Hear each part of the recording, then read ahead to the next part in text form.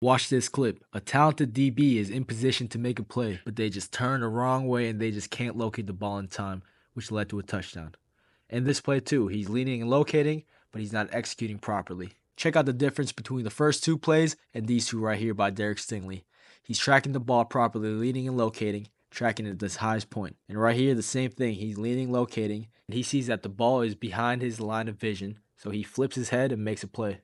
And this elite ball skills is what separate great players from average and good players, which has helped Derek Stingley become one of the highest paid corners in the league. So today's hand-eye coordination session was really trying to focus on how to track the ball properly in the air. So right now I'm showing Ray that while we're chest to chest, if the ball is too far from us, which means that the ball is in the air, going behind our line of vision, behind our head, that means we have to flip our head because we can't, while running full speed, turn our whole body to catch it like that. So this first drill we're doing is just stationary, where we're priming our eyes to see whether we should flip our head, our line of vision, or if we should just catch it chest to chest.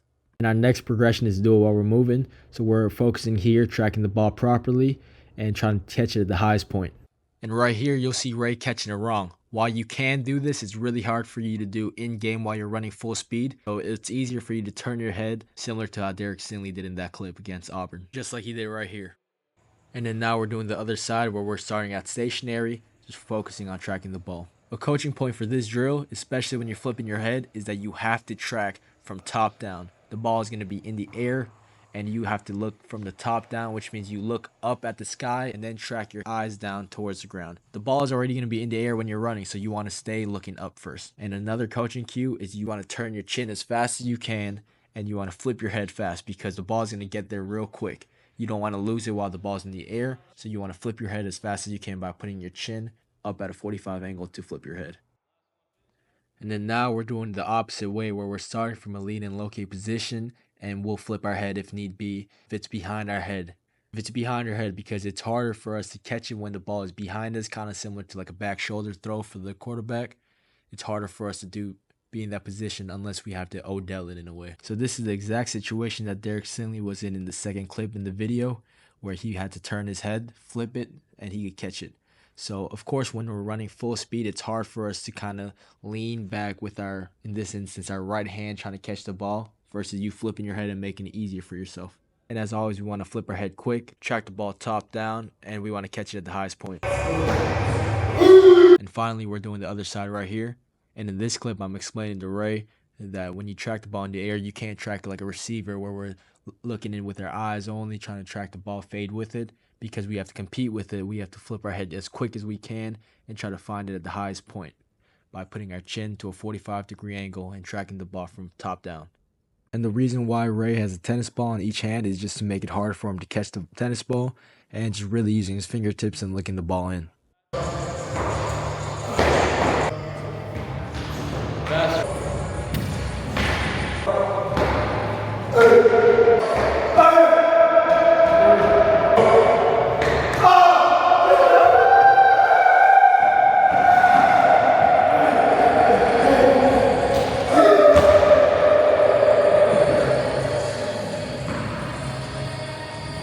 So this was our lower body workout today.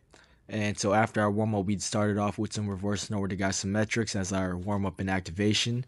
Next, we did some high clean pulls. We had low reps for good volume management and just a high CNS activation. And we just want to have very explosive intent with these lifts, getting maximum output.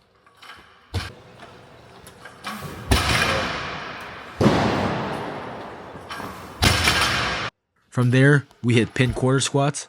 These focus on force production in the same joint angles that DBs actually move in and just having that explosive power from a bent position. We loaded the bar for very explosive power. Fast. And then the next couple exercises that we did after that were some depth drop jumps. And we just did this for reactive strength. And also we had the banded broad jumps for just horizontal force. Just transitioning power through the hips and glutes and having that contrast training. After that, we did some kickstand RDLs, which just helped with balancing out each leg and challenging the posterior chain unilaterally, building hamstring control and balance under load.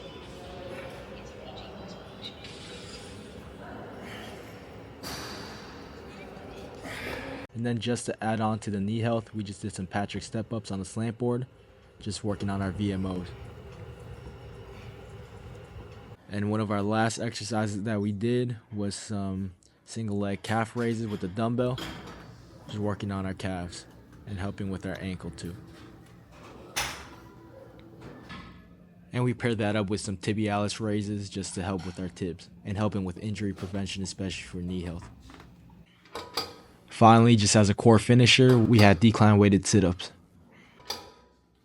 If y'all want me to send you the full reps and sets of this whole workout, comment full workout in this video and I'll send it over to you.